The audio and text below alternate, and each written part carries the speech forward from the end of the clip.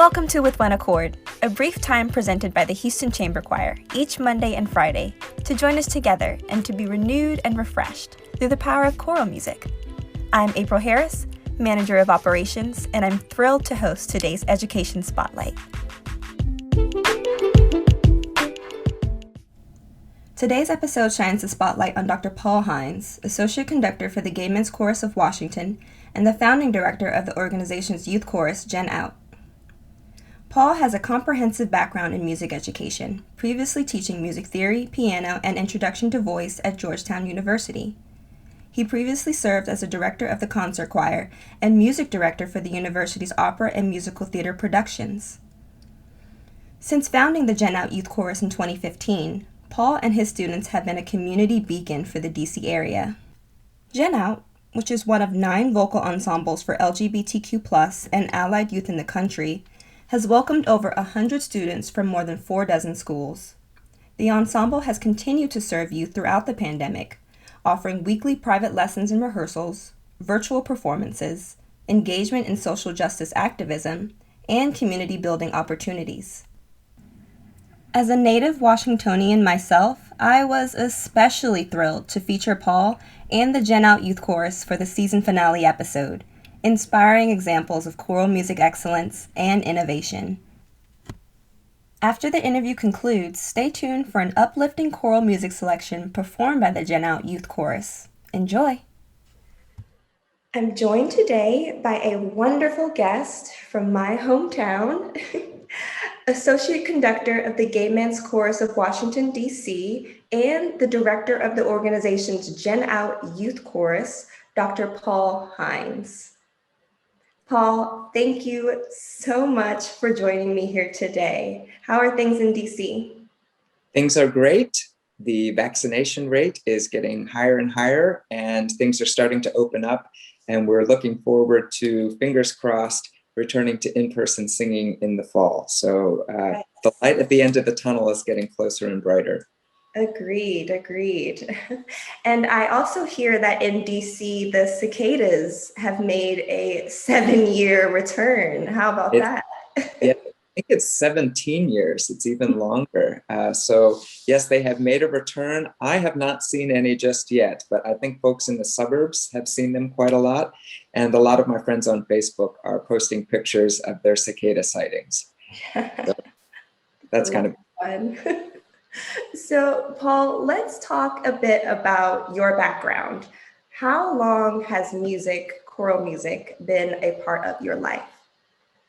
Well, choral music has been a part of my life for the last 20 or so years, but I've been a musician most of my life. I started piano lessons at age 7 and flute lessons at age 9.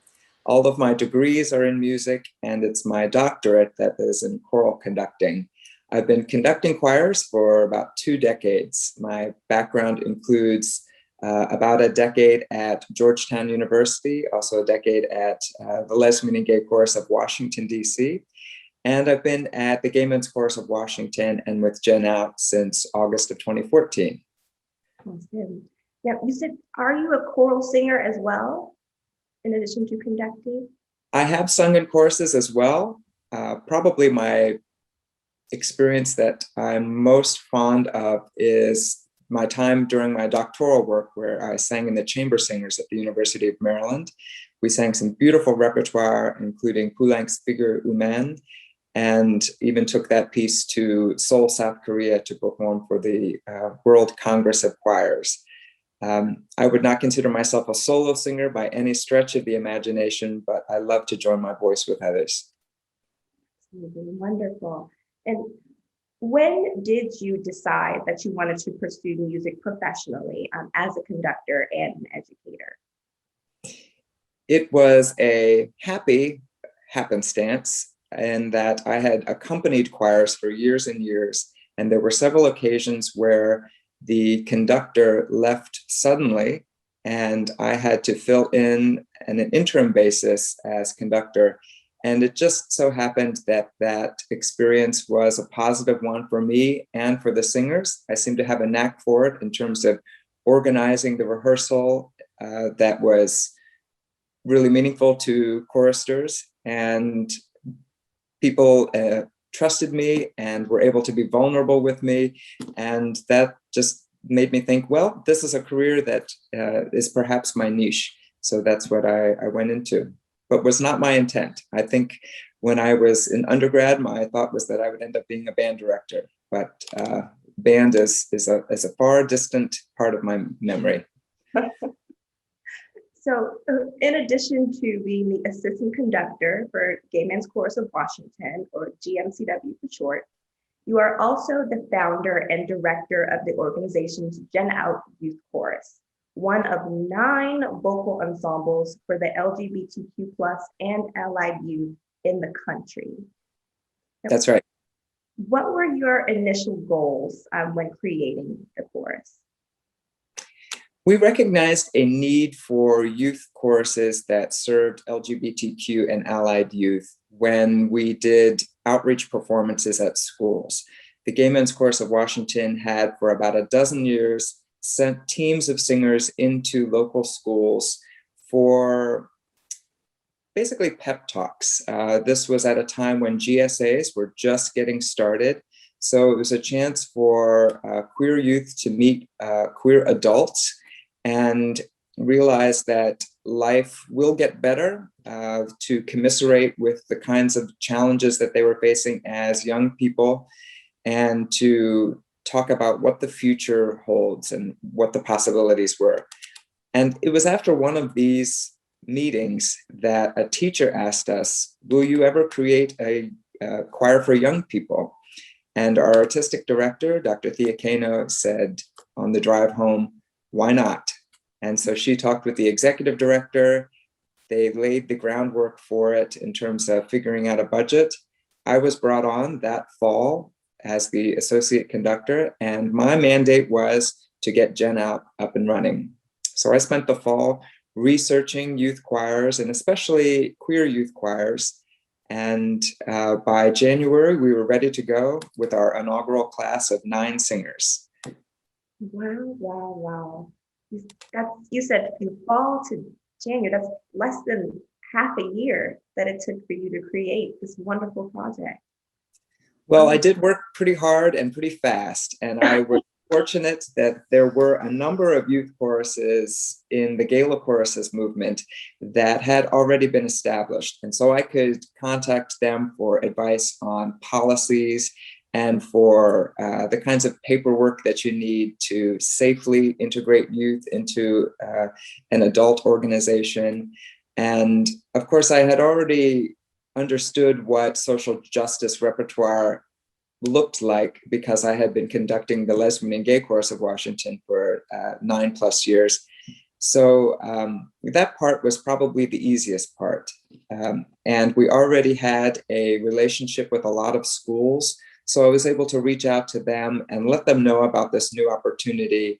And that's how we found our initial class of singers. But yes, it was a lot of hard work, a lot of fast work that fall to get the chorus up and running. And how has the choir grown since its founding? You said you started out with how many students? With 9 singers. That was our inaugural class. And we have 32 now. So we are, and we've maintained that number of 32, or at least above 30, for about a year and a half. And that's despite the pandemic, that's despite people coming and going. There seems to be a consistent need for this chorus and a desire for the programming, and not only for the music that we're making, but for the social justice work that we're doing. Absolutely. Now, GenOUT Chorus recently released a virtual concert, Youth Invasion, in collaboration with 2 other youth choirs, New York City's Youth Pride Chorus and Nashville's Major Minors Ensemble. Now, what was it like coordinating the concert with 3 ensembles, 3 different cities? I'm guessing Zoom, lots of digital interaction. Tell me a bit about that. Well, some of it was easy. For some of the components, each choir was able to do its own thing. For example, individual choir selections were chosen, rehearsed, and recorded as part of each choir's regular rehearsal schedule, and we just stitched them together. One of the components that was more complicated, but certainly very meaningful, was the storyline that connected all of the pieces. And that was developed by the three directors after the repertoire was selected. So we were fortunate in that our mindset about the music that we wanted our young people to sing was similar. So the connections were already baked in. And then we created this storyline that involved students and adult leaders providing introductions to the songs. The three directors also worked together to determine boring things like video specifications and attire and deadlines.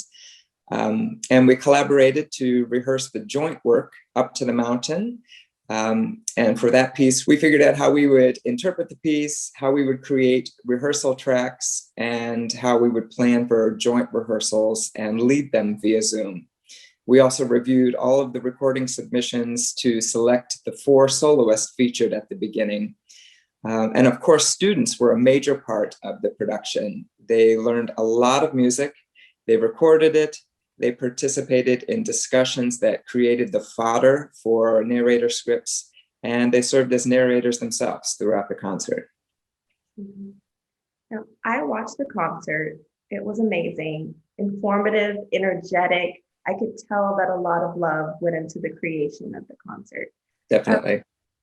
What do you think the collaborators, you, your students, the students and directors of the other choirs, and instrumentalists, what do you think they most enjoyed about creating the different segments for the concert? I think the aspect that was most meaningful about the entire collaboration was the collaboration itself.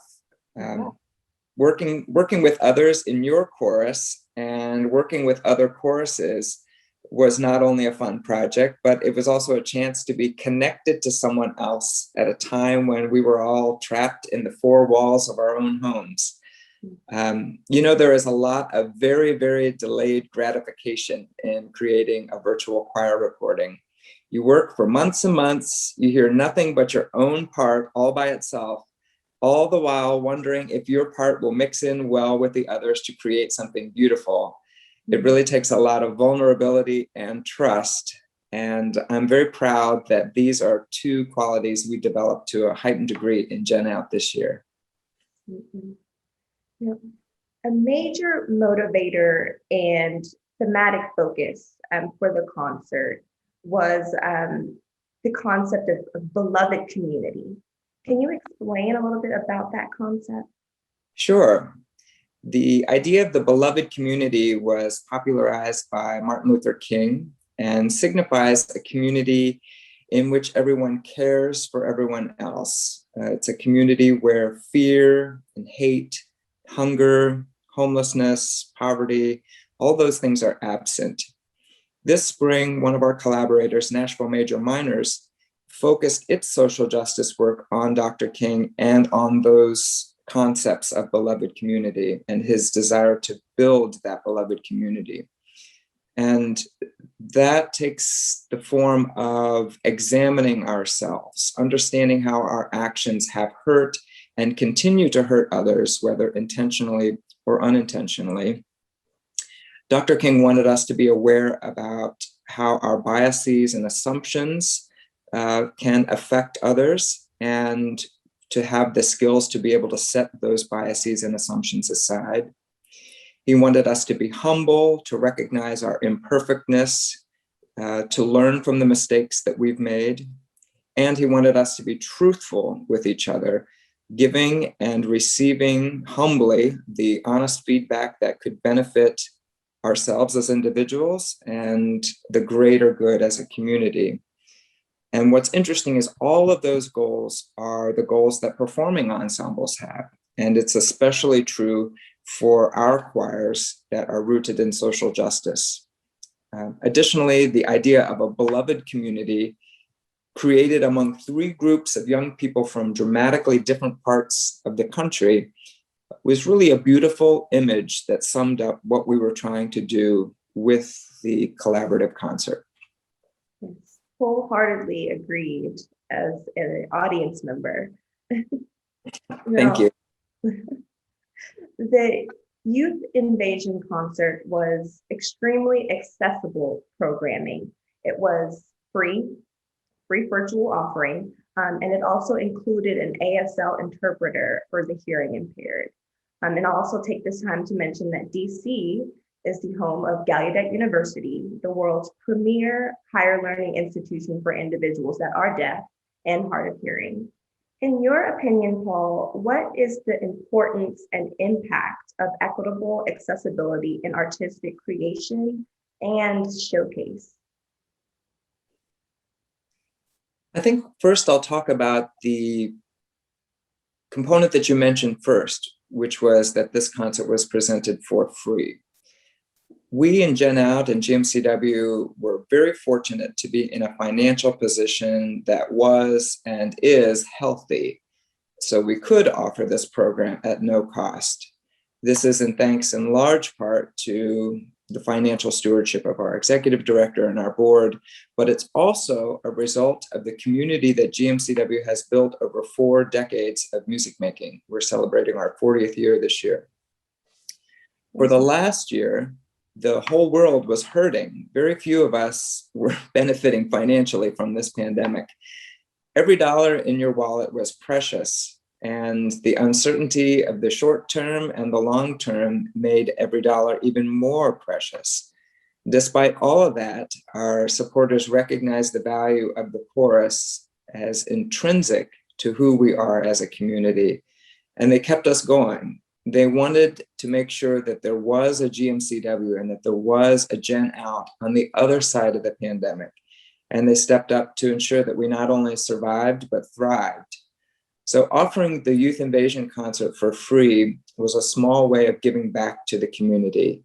And I think it was a big step in nurturing them at a time when the community really needed it.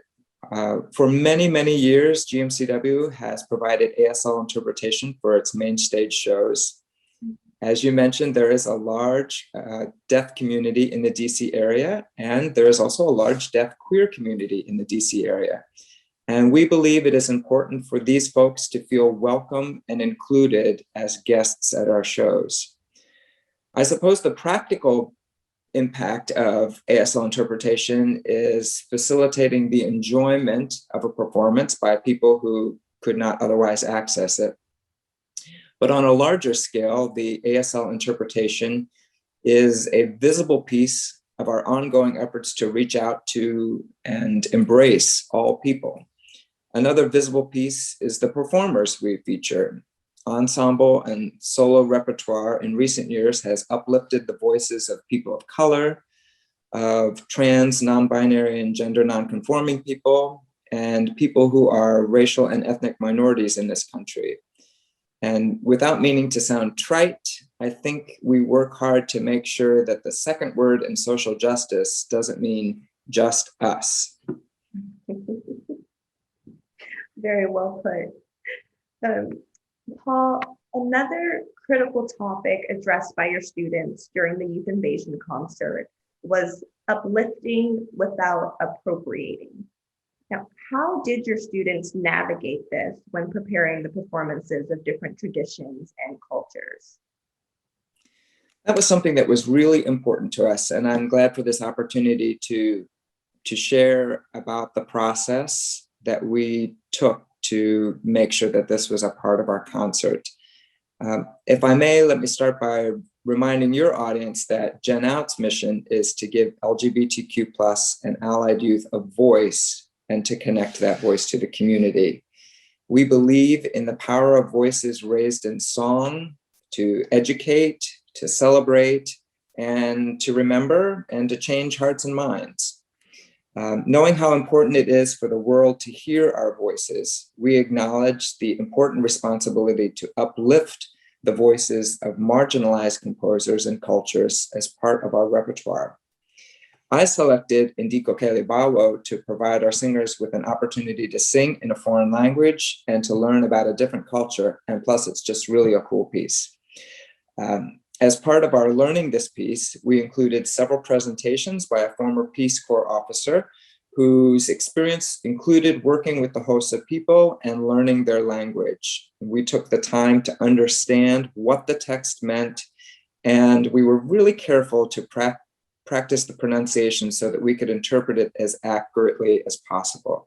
And that was no small feat because the Isi Xhosa language includes a lot of words and sounds that are not part of English. So it was a real challenge for us. We were up for it, and I think the kids did really well. South African, the language you were referring to that was in the concert?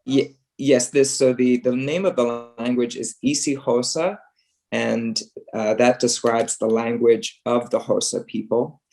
And it includes things like clicks, which are not part of the English language, obviously. So we had to learn how to say words that included the clicks. That was challenging. And as we were working on our racial justice curriculum throughout the spring and summer and fall of last year, it occurred to us that we weren't sure of the provenance of this song, of Indiko Kelibawo.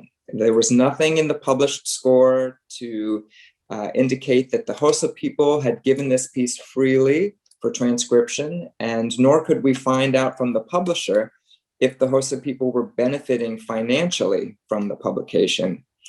And this made us worry that we were part of the problem of cultural appropriation. In other words, we were stealing a component of the heritage or culture of someone else. So we were in a quandary about whether to drop this piece or to find a way to mitigate the cultural appropriation that we were a part of. So we decided as a chorus that there was value in uplifting the voices of the Xhosa people and celebrating their music, and especially since the music was already purchased, but that we would also find a way to compensate them for this artifact of their culture. So we reviewed our invoices and found out that we had spent approximately $80 to buy this music for GenOUT. So we intended to give at least that amount to a charity whose work would benefit the Xhosa people. In the end, we were able to cobble together $250 to give to the organization called Cultural Survival, whose work advances the rights and cultures of Indigenous people around the world. It amplifies their voice and raises awareness of self-determination. So I recognize we're still a part of the cultural appropriation, the systemic racism that steals from marginalized groups, but I think we did what we could do to make a positive difference, to move the needle in a different direction. And there was a long-term benefit to me as a director selecting music and to our youth who were seeing people take responsibility for actions. And they were also seeing me take a wider view of that responsibility, and hopefully that sunk in with them. I know your students are so proud of you, as you should be proud of them. That's amazing. Now, are there any plans to release the Youth Invasion concert again this summer or beyond? Or are there any other projects that we can look forward to? I'm not sure when we will show the Youth Invasion concert again. We were able to show it for 2 weeks this spring. But in the next few months, you'll be able to see GenOUT again at the DC High School Choir Festival, which is sponsored by the Cathedral Choral Society, and also with Gala Chorus's Youth Chorus Showcase, which is scheduled to be streamed on July 11th. Paul, thank you again for a wonderful conversation. I had a great time chatting with you, learning more about you, about GenOUT Youth Chorus, and I really hope I'm able to catch a performance next time I'm in DC. Thank you so much, April, and thank you to all your listeners, and best wishes. Special thanks to our donors and partners for their consistent support, to our phenomenal guest, Dr. Paul Heins, and to you, our listeners, for tuning in. And now, please enjoy John David's You Are the New Day, arranged by Peter Knight, adapted by Jacob Narver, and performed by the GenOUT Youth Chorus.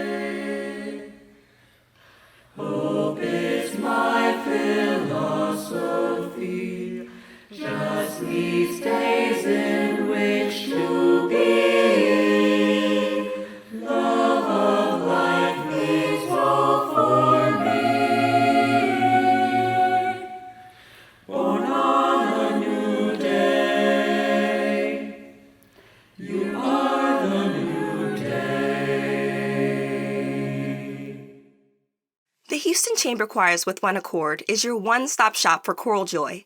If you enjoyed this podcast, help us to continue our mission to grow the esteem and appreciation of choral music by sharing, reviewing, and subscribing to our content. As a 501c3 nonprofit, support from listeners like you allows us to continue making new and exciting programming.